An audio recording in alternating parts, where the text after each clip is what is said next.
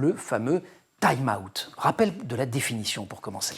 Le time-out est un moment de retrait où l'enfant va être mis à l'écart de tout stimulus parental, puisque la présence parentale en soi est un stimulus pour l'enfant qui va pouvoir renforcer certains comportements, y compris des comportements parfois indésirables.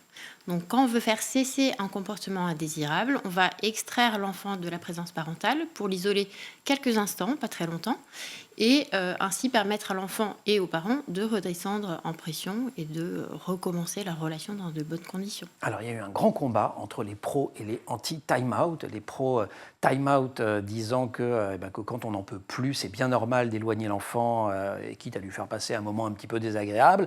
Les anti-time-out disant que tout ça était absolument abominable et qu'il ne fallait pas faire souffrir les enfants. Que dit la recherche ?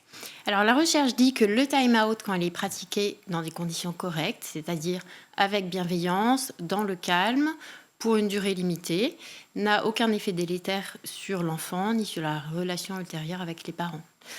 À côté de ça, le problème du time-out, c'est que très souvent, il est pratiqué à tort et à travers par des parents qui sont exaspérés, qui crient, qui hurlent, qui peuvent en arriver à maltraiter l'enfant physiquement pour l'emmener dans sa chambre.